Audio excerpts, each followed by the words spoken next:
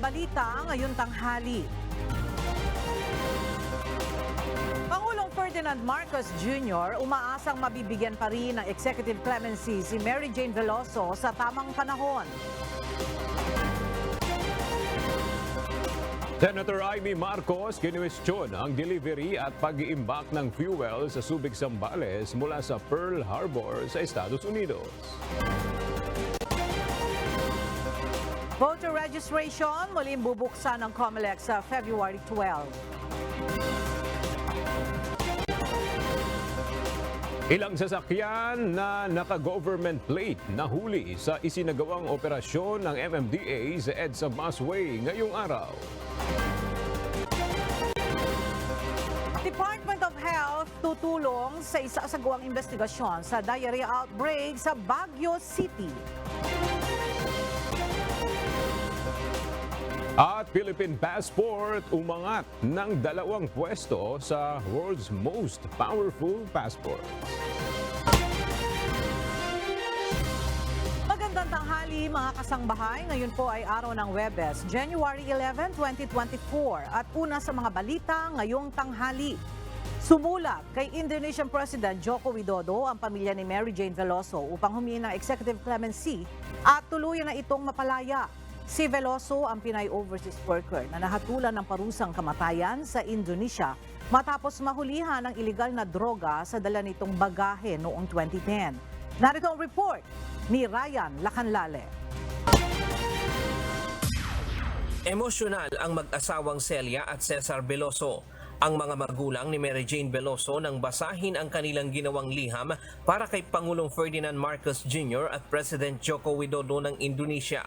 Hiling nila mamagitan si Pangulong Marcos para mabigyan ng executive clemency at agarang palayain si Mary Jane na biktima lamang anila ng human trafficking. 2010 nang hatulan ng parusang kamatayan si Veloso sa Indonesia matapos makuna ng 2.6 kilos ng heroin, ang bagahe na ipinadala ng kanyang recruiter. Kaya yun po ang panawagan ko po sa ating Pangulo na ito pong pagkakataon na pagdating ni Widodo dito sa Pilipinas na sana po ay mabanggit na po ng ating mahal na Pangulo na bigyan na po ng clemency ang aking anak kay Widodo. Nais din sana nilang personal na makausap si Pangulong Marcos Jr. pero hindi na sila pinapasok sa Malacanang. Tanging ang abogado lang na tumutulong sa pamilya Veloso ang pinapasok para ipareceive ang kanilang mga sulat. Actually, yung pamilya sana, ang gusto talaga natin na direktang makapagpaabot ng kanilang sulat kay President Marcos at kay President Widodo. Kaya lang yun nga, hanggang doon lang yung binigay sa atin eh. So, hopefully, papaabot talaga ito nung nag-receive doon sa Office of the President yung ating mga sulat sa intended persons. Nag-aalala kasi ang pamilya Veloso dahil 1 buwan na lamang ay magkakaroon na ng eleksyon sa Indonesia at hindi na muling tatakbo ang kasalukuyang presidente. Anila, mas kabisado ni President Widodo ang kaso Mary Jane kaya bago sana siya bumaba sa pwesto ay mapagbigyan ang kanilang kahilingan na palaya ito. Kalakip ng sulat ng pakikiusap ang kopya ng painting na gawa mismo ni Mary Jane para iparating sa 2 pangulo na ang nakakulong ay isang mabuting ina na walang ibang hangad kundi mabigyan ng magandang kinabukasan ang kaniyang pamilya. Gahapon ang ika-39 na taong kaarawan ni Mary Jane, 14 na taon na rin itong nakakulong sa Indonesia. Ang panganay na anak ni Mary Jane na si Mark Daniel, mahirap daw na lumaki na walang magulang kaya napabayaan rin nito ang kanyang pag-aaral at nabarkada. Bagamat kung minsan ay pinanghihinaan na daw ng loob ang kanyang ina, pero ang lagi na lang nitong bilin sa kanyang mga anak na laging tumawag sa Diyos. Kasi po, napakatagal na po, tapos hirap pong lumaki ng walang magulang po. Tapos yung nanay ko po doon na parang napanghihinaan na rin po siya ng loob na makakauwi pa po ba siya. Namayat na po siya tapos tumanda po itsura niya. Hindi na po siya katulad ng dati. Kaya para makabawi sa ina, balak niya na muling bumalik sa pag-aaral. masakit po na makita siyang ganun. Pero palagi po niya sinasabi sa akin, dasal lang po, tas maraming tumutulong sa kanya, makakauwi po siya. Palagi po niya sinasabi yun, tumawag lang tayo sa taas, matutulungan po tayo. Ayon naman sa Migrante International, nananatili pa ring nasa death row si Mary Jane at anumang araw ay pwedeng schedule ng Indonesian government ang pagbitay dito. Pansamantala lamang ang pagpapatigil ng pagbitay sa kaniya dahil sa kasong isinampa na human trafficking ng pamilya ni Veloso dito sa Pilipinas laban sa kanyang recruiter at ito lamang ang inaantay ng Indonesian government. Kaya dapat magpakita ang pamahalaan ng Pilipinas ng proactive effort para mapanagot ang traffickers ni Mary Jane dahil makakatulong umano ito sa pagpapalaya sa kaniya.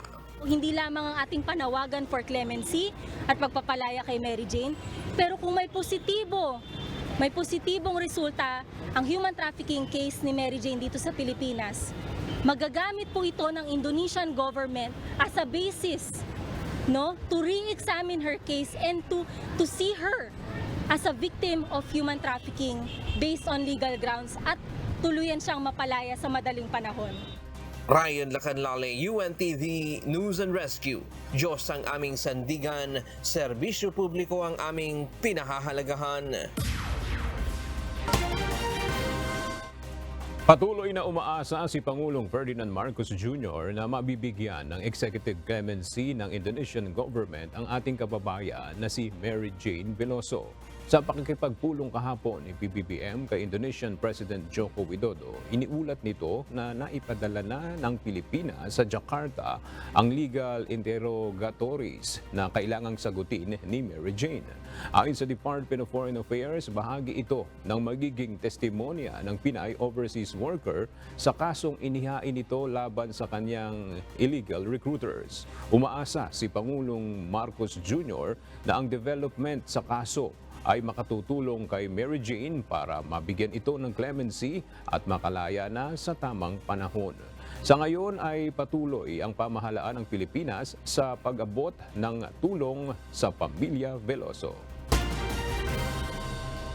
Naniniwala ang pamunuan ng Philippine National Police na hindi kailangan na magsagawa ng loyalty check sa hanay ng pambansang pulisya sa kabila ng umuugong na usapin ng umunoy planong destabilisasyon laban sa administrasyon ni Pangulong Ferdinand Marcos Jr.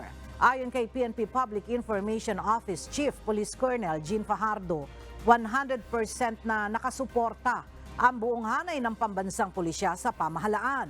Narito ang ulat ni Leia Ilagan. Walang namomonitor ang pamunuan ng pambansang pulisya na mga aktibong opisyal at tauhan ng PNP na nakikisawsaw o nakikisali sa umuugong na destabilisasyon laban sa pamahalaan. Kaya naman, ayon kay PNP Public Information Office Chief Police Colonel Jean Fajardo, walang dahilan para magsagawa ang PNP ng loyalty check sa kanilang mga tauhan. Hindi po natin kailangan ng loyalty check dahil ang PNP po ay isang professional na organisasyon. Alam po namin ang aming mandato.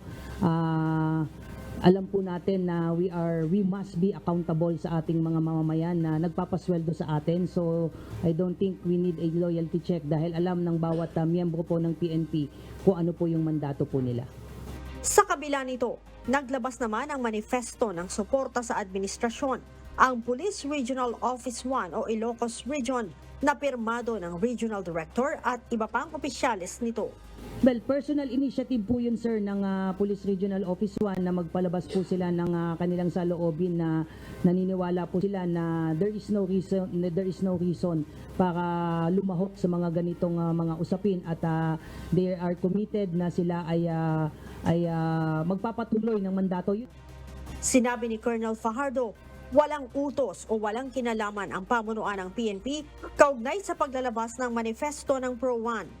Maganda yung itinakbo nung last year natin at yun ang isusustain natin, and in fact, we owe it to the public to even improve our performance this year po. So yun yung inaasahan at panawagan po ng ating PNP. So kung may mga ganito pong lalabas po na manifesto of support, they are welcome, but they are not forced to do that po. Isaan niya ang patuloy na panawagan ni General Acorda sa mga tauhan at opisyal ng Philippine National Police. Ito ay ang patuloy na pagtatrabaho ng maayos at huwag paaapekto sa mga maling impormasyon kaugnay sa sinasabing destabilisasyon.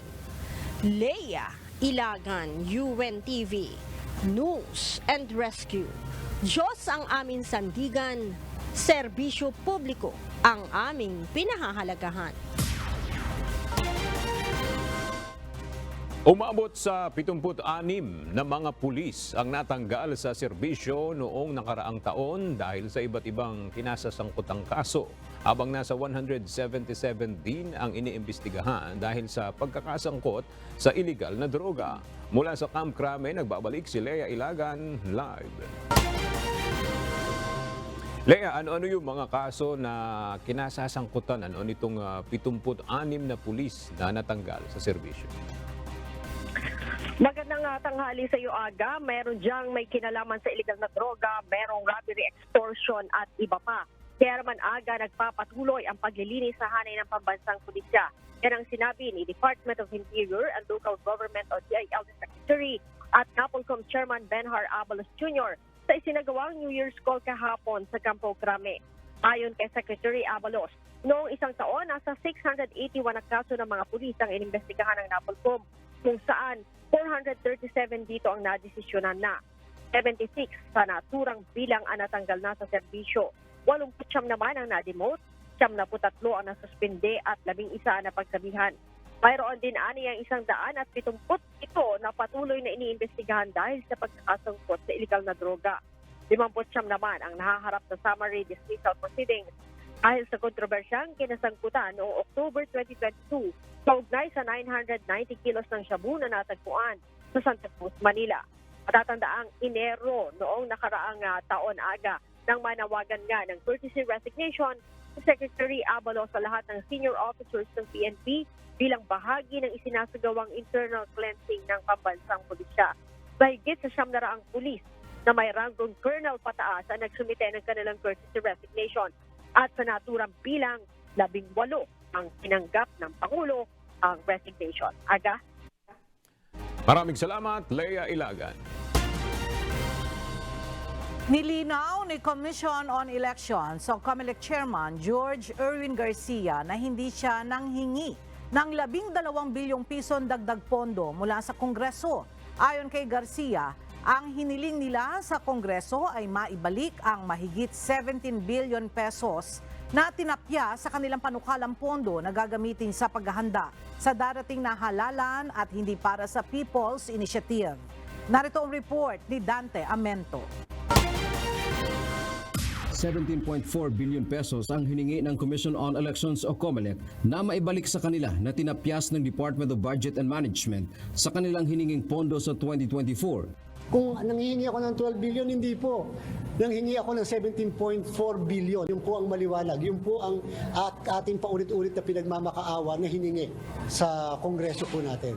Ito ang sinabi ni Chairman George Erwin Garcia para linawin na wala siyang hininging 12 billion pesos na naging issue ngayon matapos questionin ni Albay 1st District Representative Edsel Lagman kung bakit nilagay para sa item ng Supervision of Elections, referenda, recall votes at plebisito na iniuugnay nito sa charter change. Lalo na may lumutang na issue ng People's Initiative para amyendahan ang saligang batas. Binigyang diin pa ni Garcia nang humarap sila dati sa Senado at Kamara para sa kanilang budget hearing ay wala pang issue ng charter change. The first place, nung binigay naman po yan, wala naman po yung mga alingas-gas tungkol sa People's Initiative. Nung binigay po yan dahil doon sa hinihingi namin, nakaragdagan talaga na again, 17.4 po yung nawala sa amin na hinihingi namin ibalik sana. Dagdag pa nito, ang hiningi nilang pondo ay para sa mga paghahanda lalo na sa nalalapit na 2025 midterm elections tulad ng voter education at mayroon din para sa internet voting, pagpapagawa ng local COMELEC office at iba pa. Aminado rin ang COMELEC na mahihirapan sila kung sakaling susulong ang sinasabing People's Initiative dahil sila ang magsasagawa ng plebisito. Napakahirap na po ng aming ginagawang paghahanda. Kaya lang kung yan po isang mandato na nakalagay naman sa saligang batas din, wala naman po magagawa ang COMELEC sapagkat ang pagkukondak po ng plebisito ay isa sa parte ng ating gagawin. Samantala, handa si Garcia na makipag-usap kay Representative Lagman para magkaroon ng paglilinaw sa isyu. Palagian niyang bukas ang komisyon hinggil dito. Dapat po kasi mag-meeting kami, subalit hindi kami nakapag-usap sa sobrang busy na schedules. Although, tinext lang po sa atin yung concern na yon. At sinagot naman po natin. Ayon pa sa COMELEC, kapag nagkaroon ng plebisito para sa charter chains, mangangailangan anya sila ng malaking halaga na aabot sa 13 bilyong piso. Dante Amento, UNTV, News and Rescue. Diyos ang aming sandigan, serbisyo publiko ang aming pinahahalagahan. Muli nang bubuksan ng Commission on Elections o COMELEC ang continuing voter registration sa susunod na buwan.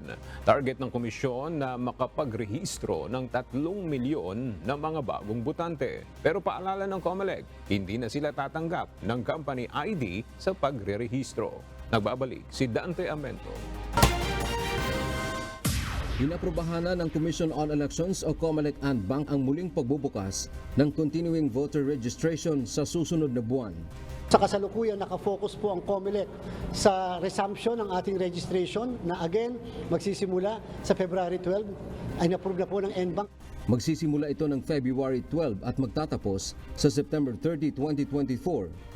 Ayon kay Chairman Garcia, nasa 3 milyon ang kanilang tinitingnan na makapagparehistro bilang bagong botante para sa 2025 national and local elections. Sa ngayon ay nasa mahigit 68 milyon ang rehistradong botante sa buong bansa. Para maabot ito, gagawin na rin ng COMELEC sa buong bansa ang Register Anywhere project na ginawa ang pilot test sa selected malls lamang sa Metro Manila at Visayas. Sa pamamagitan nito, kahit taga-saan pa ang isang aplikante ay maaring magparehistro sa mga registration center o site na itatalaga ng COMELEC. Pwede rito ang reactivation, bagong registration, lilipat ng lugar kung saan boboto at maging magpapabago ng civil status. Ipapatupad na po namin sa buong bansa sa lahat ng highly urbanized cities at municipalities or cities na capital ng isang probinsya. Ipapatupad na po natin yung lahat. Ibig sabihin, kayo po ay nakaregister, kayo po ay residente. Halimbawa ng Bicol, nagkataon na nasa Maynila, pwede po kayo magparehistro dito sa Maynila. Kami nang bahala magbato ng inyong registration sa kung saan talaga kayo bumoboto o kaya ay taga doon talaga. Pero paalala ni Garcia, bawal o hindi na nila tatanggapin ang company ID bilang requirement para sa registration. Dapat anya ay valid government IDs o government-issued documents. Paliwanag ng COMELEC, naaabuso kasi ang paggamit ng company ID. Alam niyo naman, pwedeng mag-mass reproduce ng napakadaming company ID. Anong control natin doon? Paano natin mabe-verify kung talagang 4,000 ba ang kanyang empleyado na nagparehistro sa isang lugar lamang?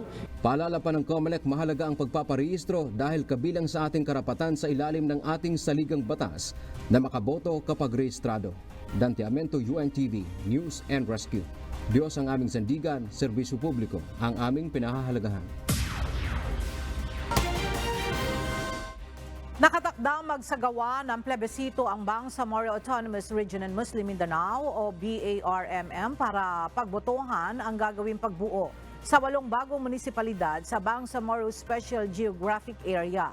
Base sa pahayag ng Commission on Elections, idaraos ang plebisito sa darating na April 13, 2024 kung saan pagbobotohan ang pagtatatag ng mga munisipalidad na kinabibilangan ng Pahamudin, Kadayangan, Nabalawag, Old Kaabakan, Kapalawan, Malidegaw, Tugunan at Ligawasan. Samantala, magsasagawa rin ng Marawi City ng plebisito sa darating na March 9, 2024 para naman sa pagbuo ng 3 bagong barangay sa syudad.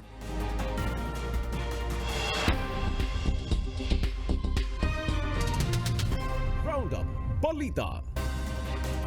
Umangat ng 2 pwesto ang passport ng Pilipinas batay sa resulta ng Henley Passport Index ngayong taon. Base sa resulta ng naturang pag-aaral, umangat sa pang-73 ang ranking ng Pilipinas sa World's Most Powerful Passport. Noong 2023, nasa ika-75 pwesto ang Pilipinas sa mga bansa na may visa-free access sa 67 countries. Samantala, pasok pa rin sa top 6 ng world's most powerful passports ang France, Germany, Italy, Japan, Singapore at Spain kung saan visa-free ang mga bansang ito sa 194 destinations sa buong mundo. Matagumpay na nagsagawa ng week-long rotation and resupply o RORE mission sa West Philippine Sea o WPS ang Philippine Coast Guard o PCG. Sa isang pahayag ng PCG, nagsagawa ng RORE mission mula January 3 hanggang January 9 ang multi-role response vessel na BRP Cabra at BRP Sindangan. Naghatid ang mga barko ng mga essential supplies sa mga PCG personnel na nakadeploy sa Kalayaan Island Group.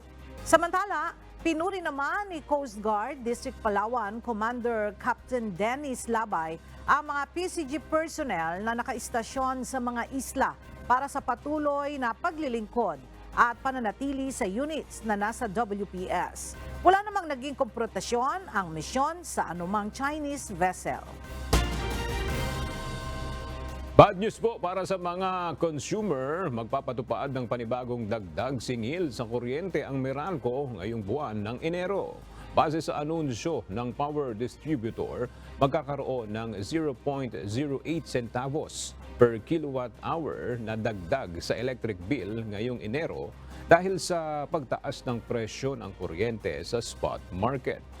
Nangangahulugan ito ng dagdag na 17 pesos para sa mga kumukonsumo ng 200 kilowatt-hour ng kuryente sa loob ng isang buwan. 25 centavos na dagdag kung 300 kilowatt-hour, 34 pesos kung 400 kilowatt-hour at 42 pesos naman kung umaabot ng 500 kilowatt-hour ang konsumo. Samantala sa ngayon ay wala pang nakikita ang Meralco na banta ng brownout sa darating na summer season o dahil sa epekto ng El Niño phenomenon.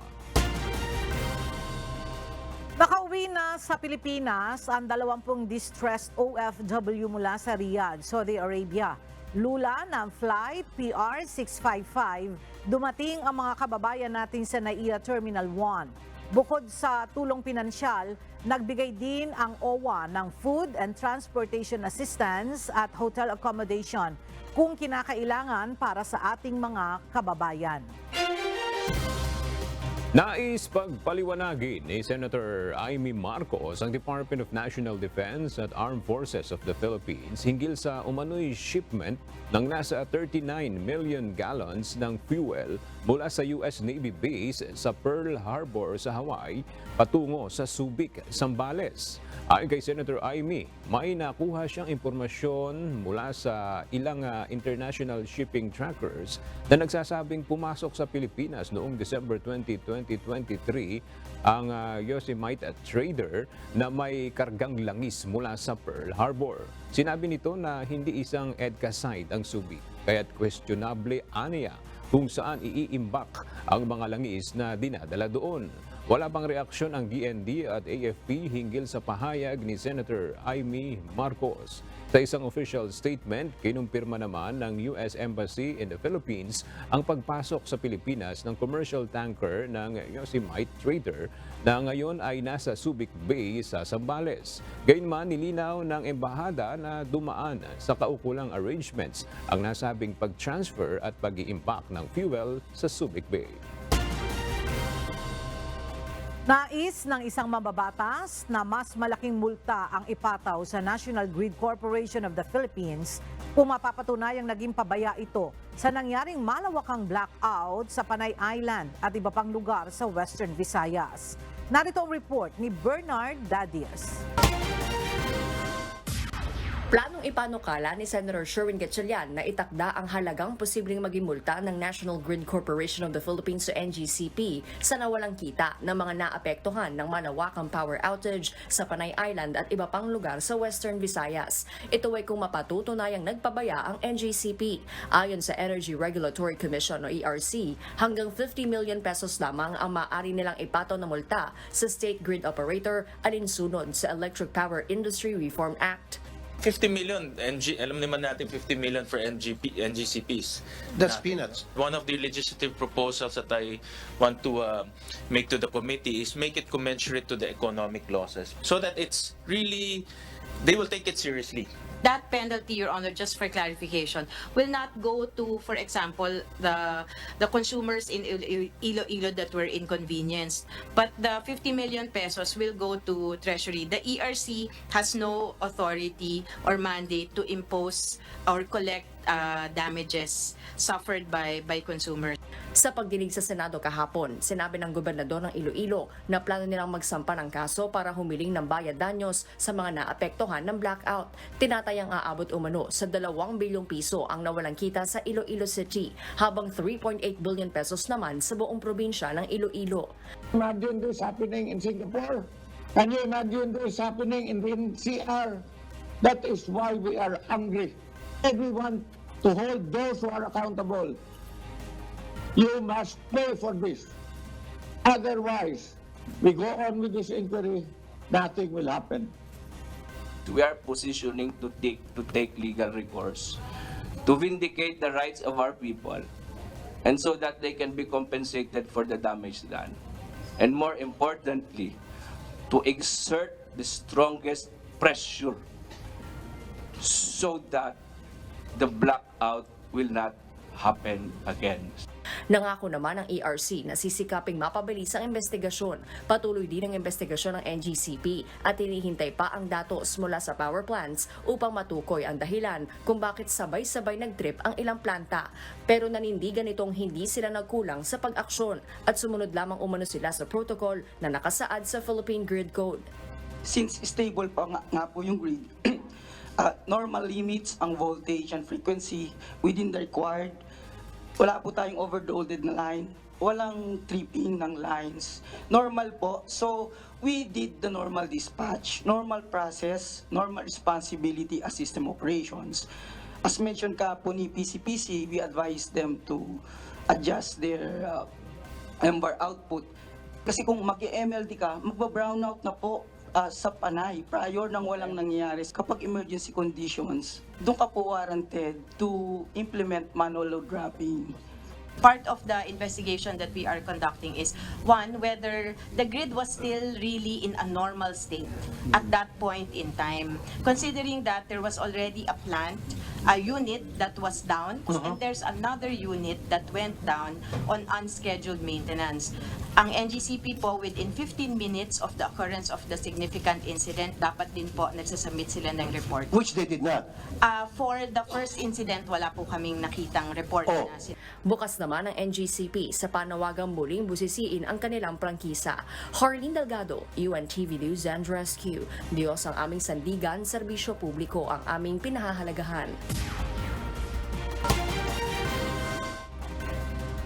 Yan po ay report ni Harleen Delgado. Maraming salamat, Harleen. Nagturuan ang mga opisyal ng Department of Transportation para sagutin kung makakabiyahe pa ba ang mga tradisyonal na jeep pagkatapos ng January 31 deadline. Ayon sa House Committee on Transportation, tila walang nangunguna sa mismong programa, kaya hindi masagot ng tama ang katanungan ng mga mambabatas. Narito ang report ni JP Nunez. Sumalang kahapon sa motu proprio investigation ng House Committee on Transportation ang mga opisyal ng Department of Transportation na nagpapatupad ng Public Utility Vehicle Modernization Program. Sa pagtatanong ng mga mambabatas, isa sa naging concern ni ACT Teachers Party List Representative Franz Castro kung makakabiyahe pa ba ang mga jeepney driver na hindi nakapasok sa consolidation ang mga unit pagkatapos ng January 31. So after January 31, sagutin na lang ako ng yes or no. Makakabiyahe pa ba sila individually or hindi na? Yung mga drivers po makakabiyahe pa po pagsama po nila sa kooperatiba po. Yung mga drivers po yun. Pero ayon kay Congresswoman Castro, hindi nito nasagot ang kanyang katanungan. Itinuro naman ni LTFRB Chairman Teofilo Guadis III si LTFRB Board Member Mercy Jane Paraslenes para sagutin ang tanong.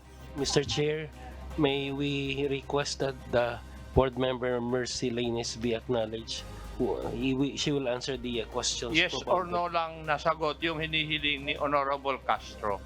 Ayon kay Antipolo 2nd District Representative at House Committee on Transportation Chairman, Congressman Romeo Acop, tila walang nangunguna sa mismong programa ng modernization program dahil nagtuturuan pa ang mga opisyal ng Department of Transportation. What you're telling me is you're not looking after the welfare of the drivers.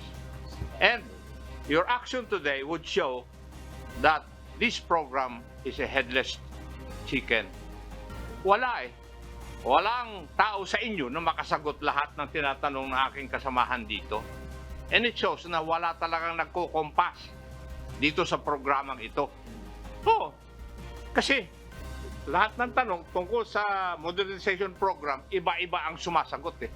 Pero sa huli, direkta namang sinagot ni LTFRB Chairman Guadis na hindi na talaga makakabiyahe ang mga traditional na jeep na hindi nakapag-consolidate at hindi na rin pwedeng makahabol sa consolidation ang mga hindi umabot sa deadline noong December 31. Hindi na, Your Honor, Mr. Chair. Ano? Hindi na po sila makakabiyahe yung mga operators na hindi nag-consolidate. Sa pagpapatuloy ng pagtalakay sa Kamara, nabuksan ang pagsusulong ng mga locally manufactured na mga jeep kaysa sa mga modern jeepney. Nagbigay ng pahayag ang Francisco Motors na may plano silang dito na rin sa Pilipinas gumawa ng mga makina na papasok sa kwalifikasyon ng modernization program. Kumpara sa higit 2 milyong piso na halaga ng modern jeep, wala pa nilang 1 milyon ang presyo ng e-jeepney ng Francisco Motors at napapanatili pa rin ang iconic na itsura ng tradisyonal na jeepney. Ang electric motors po ng Francisco Motors ay dito po natin gagawin sa Special Economic Zone sa Camarines Norte. Pati po yung mga battery technology natin.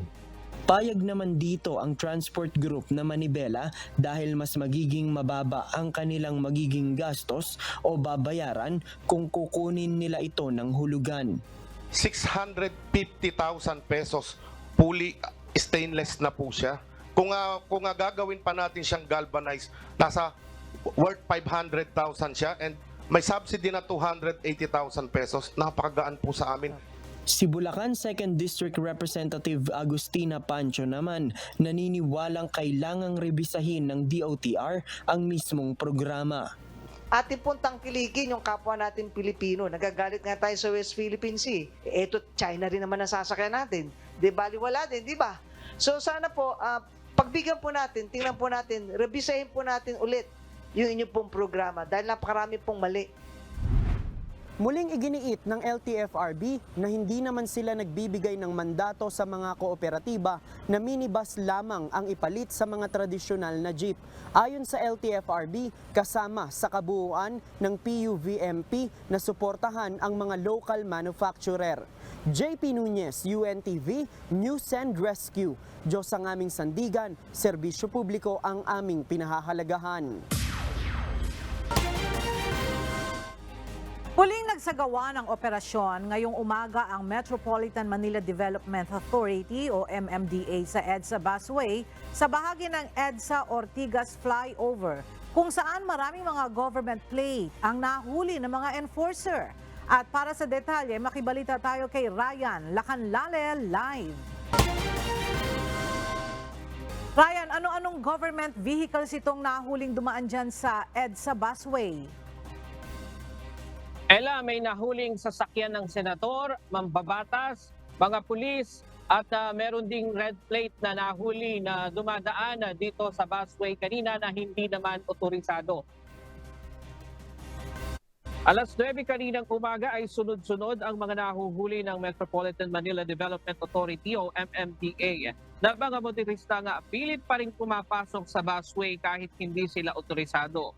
Ang ilan sa mga ito ay mga sasakyan ng senador, mambabatas, pulis, at meron nga ring red plate na hindi na nakipag-usap kanina sa mga MMDA personnel. Meron ding nahuling isang basketball player at pilit na kinokontesta ang kanyang pagkakahuli.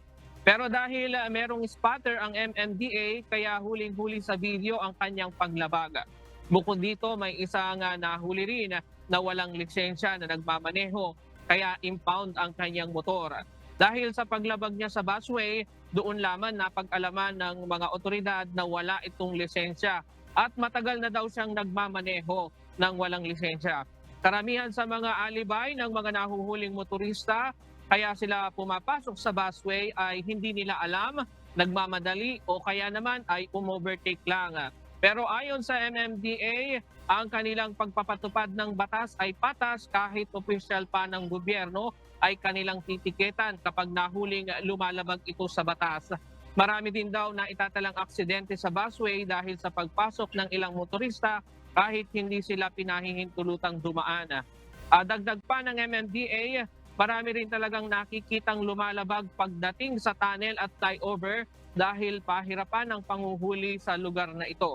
Kanina, umabot sa 30 ang nahuli ng MMDA sa pagitan lamang yan ng alas 9 ng umaga hanggang alas 11. At isa talaga sa problema, Ella, yung disiplina sa ating mga kababayang motorista. Katunayan, binabanggit ng MMDA kanina, noong January 2, kung saan ito ay holiday at napakaluwag sa EDSA, ay mayroon pa rin silang nahuli na halos 70 na dumaan sa busway. Yan muna ang latest mula dito sa Ortigas. Balik sa'yo, Ella. Alright, maraming salamat, Ryan Lacanlale. Muling nagtungo ngayong umaga sa National Telecommunications Commission o NTC ang mga abogado ng Sunshine Media Network International o SMNI para maghain ng motion. Pagkatapos nito ay nagpunta ang SMNI sa MTRCB. Mula sa Quezon City, makibalita tayo kay Dante Amento live. Dante, para saan itong bukod na motion na inihain ng SMNI?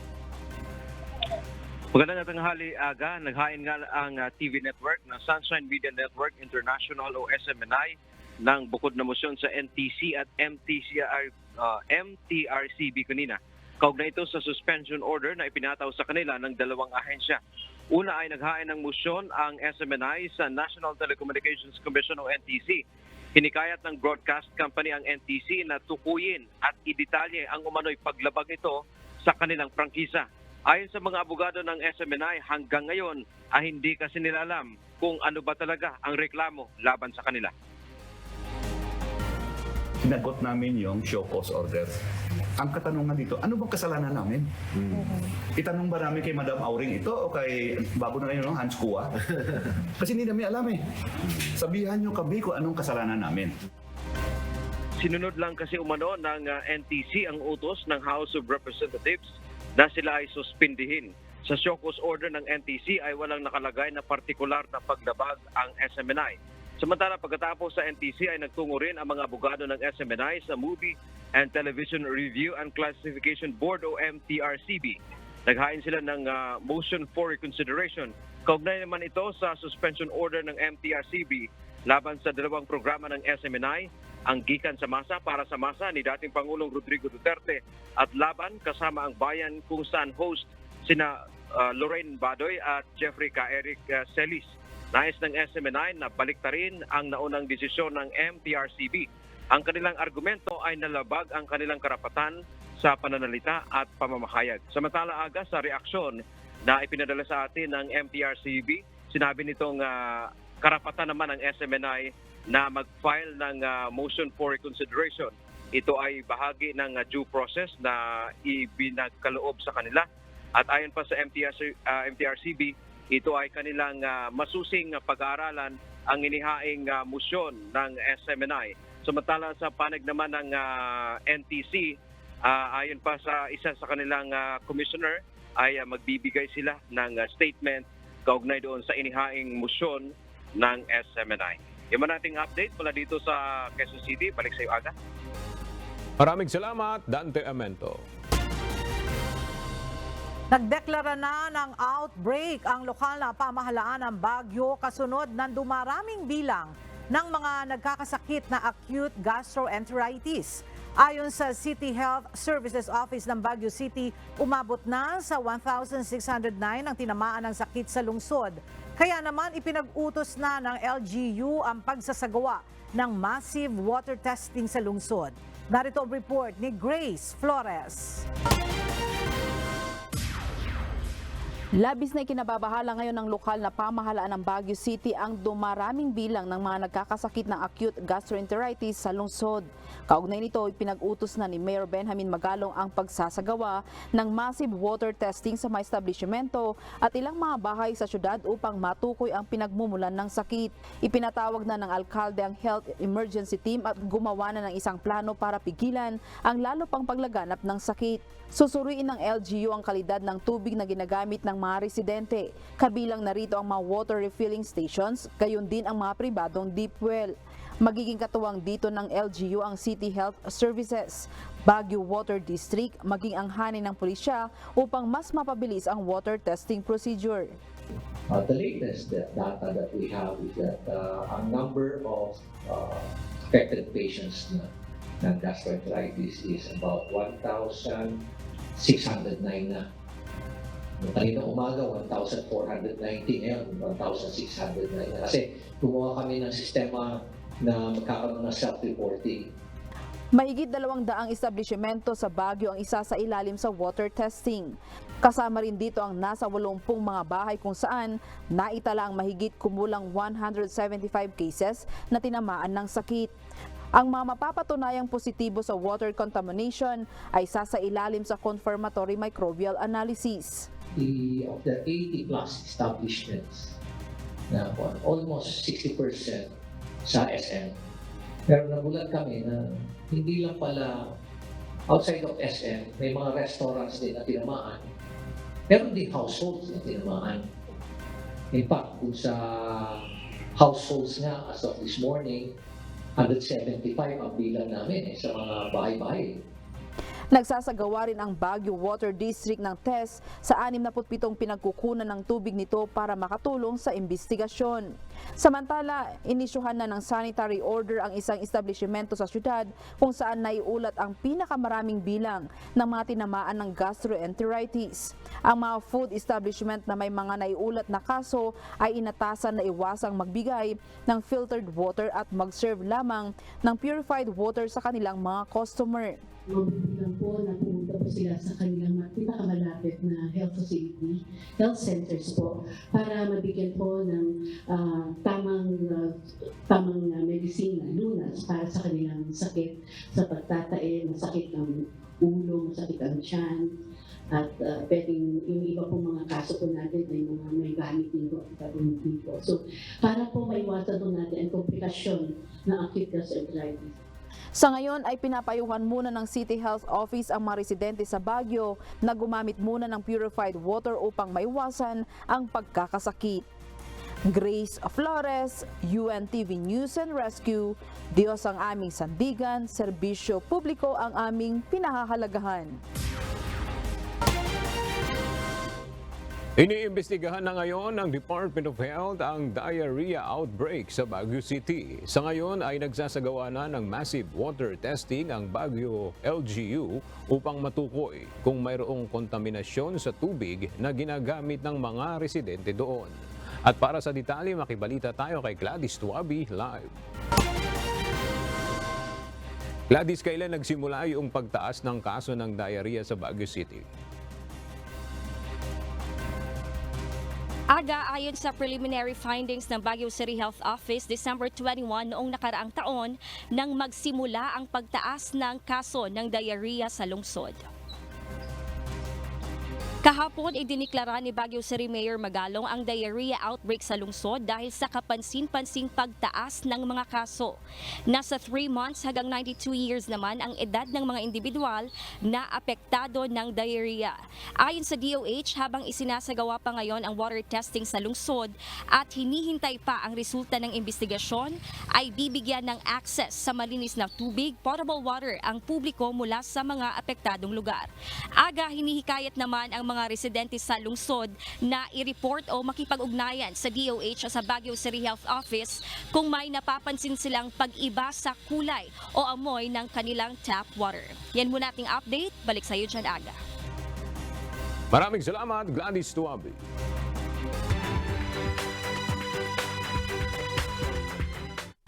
Nasunog kaninang madaling araw ang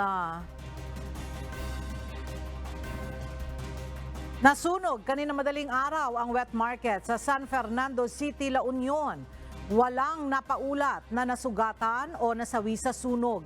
Pansamantala munang inilipat sa Barangay Ilocano Sur Covered Court ang mga apektadong market vendors. 6:52 ng umaga nang ideklara itong fire out ng Bureau of Fire Protection. Patuloy pa ang investigasyon ng mga otoridad sa sanhi at pinagmula ng sunog. Pinag-aaralan na rin ng konseho ng siyudad ng San Fernando ang pagdedeklara ng state of calamity dahil sa nangyaring sunog. Naobserbahan kahapon ng Philippine Institute of Volcanology and Seismology of PHIVOLCS ang presensya ng light volcanic smog o VOG mula sa Taal Volcano. Ayon sa PHIVOLCS, naitala ang insidente dakong 8:30 ng umaga kahapon hanggang 1:30 ng hapon na umabot sa 2,400 meters ang taas mula sa main crater ng bulkan. Sa kabila nito, nananatiling nasa alert level 1 ang estado ng Mount Taal. Samantala, nagpalabas rin ng notice ngayong umaga ang PHIVOLCS hinggil sa tumataas na seismic activity ng Bulkang Bulusan sa Sorsogon. Base sa report, nakapagtala ng nasa 71 volcanic tectonic earthquakes ang Mount Bulusan simula 5 a.m. ngayong araw at naobserbahan din ang digasing mula sa bunganga ng bulkan.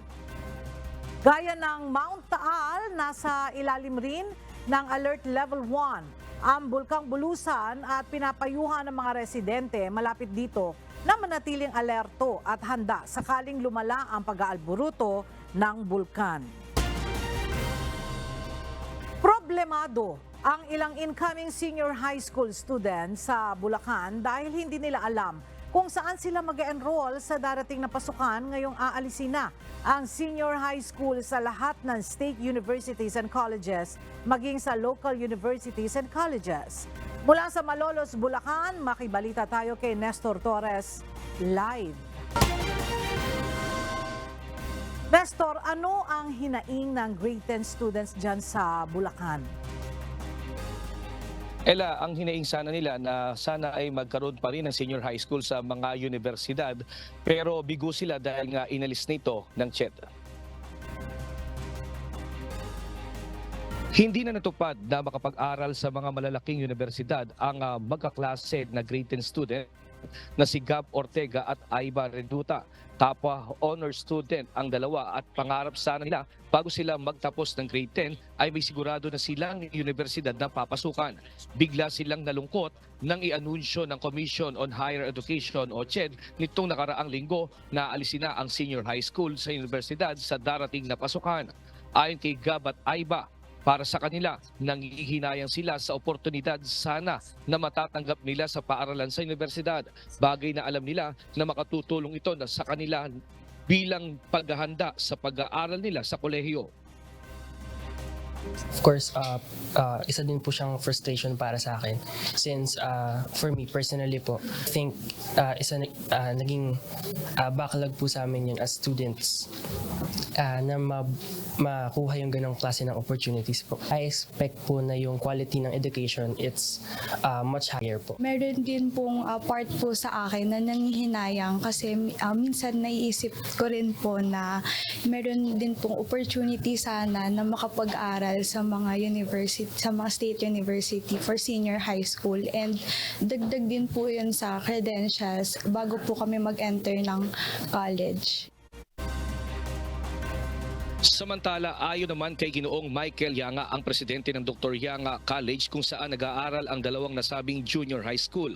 Hindi man sila tanggapin sa universidad, ay bukas pa rin ang nasabing paaralan para sa nais magpatuloy sa kanilang senior high school. Tiniyak din ito, kaya ring makipagsabayan ang kanilang estudyante kahit hindi sila makapag-aral sa universidad. Siguro maganda rin po mapasabi sa mga magulang. Nung una po, katulad po nila ako na may apprehension sa senior high. Pero alam niyo po, studying the graduates of our school na senior high, they are now better prepared for college because of the senior high education. Sanay na po sila, kunwari po, pag nag-engineering, sanay na po sila sa mga calculus, ready na po sila. And most especially po sa research. Sa ngayon, nag-o-offer ang mga private colleges sa Bulacan ng senior high school sa mga papasok ngayong school year. Ginagawa nila ng paraan na ang mga gagamitin ng mga rooms at mga kakailanganin ng mga estudyante upang hindi naman masayang ang voucher na matatanggap nila sa DepEd. At yan mo latest live mula dito sa Bulacan. Balik sa iyo, Ella. Maraming salamat, Nestor Torres.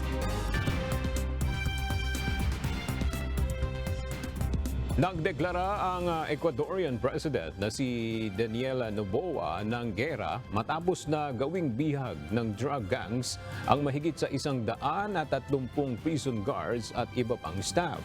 Gayon din ang pag-atake sa isang television stage sa kasagsagan ng isang live broadcast. Tinawag ang mga ito ng Pangulo ng bansa na mga teroristang grupo. Tumindi pa ang karahasan sa bansa matapos i-anunsyo ni Noboa ang state of emergency kasunod ng pagtaka sa bilangguan ng isa sa pinakamakapangyarihang narcos boss at gang leader ng Ecuador. Nagpahiwatig ang Estados Unidos sa United Kingdom na posible itong magsagawa ng military action laban sa Houthi rebels ng Yemen matapos mapigilan ang pinakamalaking pag-atake nito sa Red Sea. 21 drones na inilunsad ng Iran-backed group gabi ng Martes, January 9 ang pinabagsak ng carrier-based jets at warships. Nagbabala ng konsekwensya ang magkaalyadong bansa dahil sa mga ganitong pag-atake. Ayon naman sa Houthis, target nila ang isang barko ng Estados Unidos na umano'y nagkakaloob ng suporta sa Israel. Bahagyang tataas ang antas ng global unemployment ngayong taon batay sa United Nations. Kasabay nito ang babala kaugnay ng stagnant productivity, tumitinding inequalities at inflation. Naitala sa 5.3% ang 2022 global unemployment rate. Ayon naman sa UN's Labor Agency, bumagal ang economic recovery mula sa COVID-19 pandemic. Sa gitna ito ng geopolitical tensions at tuloy-tuloy na inflation, dahilan upang magsagawa naman ng agresibong hakbang ang central banks.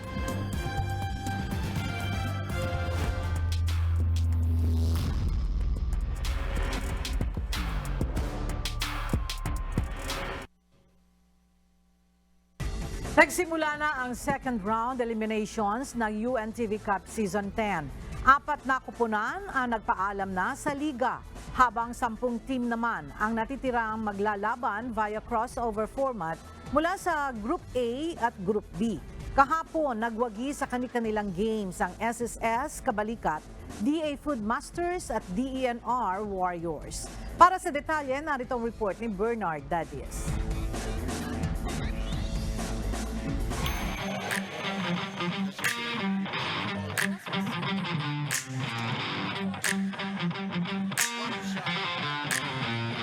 Ipinamalas ng SSS Kabalikat ang kanilang determinasyon na makapasok sa finals ng UNTV Cup Season 10. Kumayod ng double-double si Listian Amparado para pangunahan ng Kabalikat team na sa unang pagkakataon ay nakapasok sa second round eliminations mula nang sumali sa Liga ng Public Servant. Dahil dyan, tinanghal na best player of the game si Amparado na may 20 points, 14 boards at 2 steal. Si Jeffrey Sanders ang nanguna sa opensa ng Senate sa first quarter with 6 points. Tinapatan naman ito ng 10 points ni Amparado para idikit sa 18-21. Lamang ng 3 ang Senado. Second quarter, kontrolado pa rin ng Senate ang ballgame, hawak ang 7 puntos na abante, 31-38. Third quarter, nag-bounce back ang SSS, bit-bit ang mahigpit na depensa para limitahan lamang sa 6 points ang defenders kontra sa kanilang 16 points, 47-44, abante na ang SSS. Last quarter, dikitan lang ang laban. Under 4 minutes mark, lumamang ng 5 ang defenders, 50-55. 42.99 seconds left na agaw na ng Kabalikat ang abante, 61-57. Sinikap maghabol ng Senado pero napako na sila sa 57 points hanggang sa tumunog ang buzzer, wagi ang SSS with 61 points. Medyo hindi ako satisfied sa panalo kasi I know we work really hard for this game. Pero win is a win, So back to zero, babalikan namin yung videos kung ano yung mali namin. Kasi all the time naghahabol kami.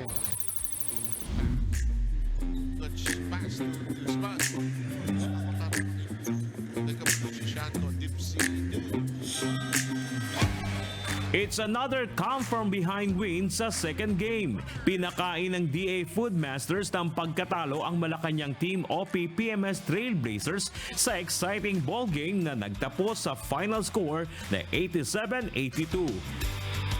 Bago ito'y tinambakan ng 15 puntos ng Trailblazers ang Foodmasters sa first half, 37-52. Pagpasok ng second half, nag-reorganize ang Foodmasters. Second half, nag-wake up, medyo gumanda na sa depensa. Ayon pa kay Coach Jojo Castillo, masyado silang naging relaxed noong first half. Konting gising lang naman medyo sabi ko nga, masyado mataas ang kumpiyansa. Yung 5 straight wins nung first round, hindi biro So mataas yung kumpiyansa mabuti. Kailangan mo lang talagang i-wake up.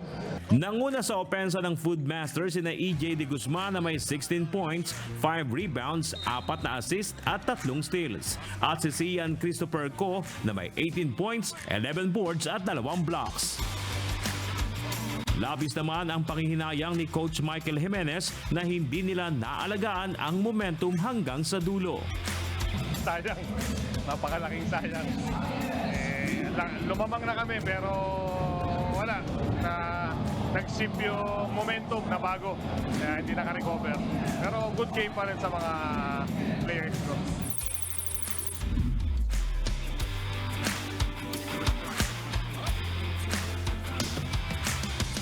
At sa third game, hindi pumayag ang DNR Warriors na magsimula ang kanilang taon na makatikim ng pagkatalo.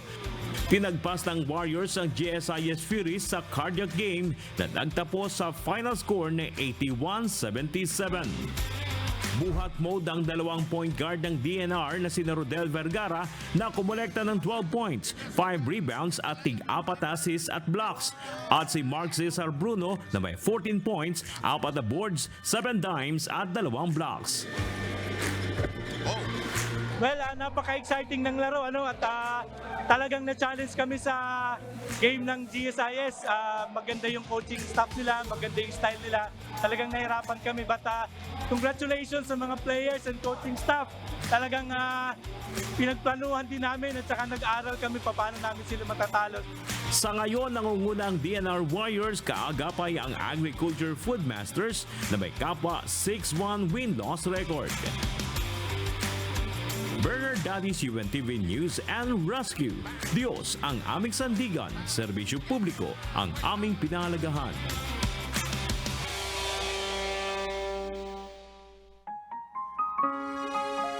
At sa ating pong iiwang mga salita ng Diyos na ating sandigan mula sa Aklat ng Kawikaan, Kapitulo 23, versikulo 6 hanggang 7 na nagsasabi, "Huwag mong kanin ang tinapay niya na may masamang mata, ninasain mo man ang kanyang mga masarap na pagkain, sapagkat kung ano ang iniisip niya sa loob niya, ay gayon siya. Kumain ka at uminom ka, sabi niya sa iyo, ngunit ang puso niya ay hindi sumasa iyo." At yan ang mga balitang aming tinutukan at inaksyonan dahil sa aming pagbabalita, una, ang pagkalinga sa kapwa. UNTV News, may balita saan mang panig ng daigdig. At dito sa UNTV, Diyos ang aming sandigan, serbisyo publiko ang aming pinahahalagahan. Magandang tanghali.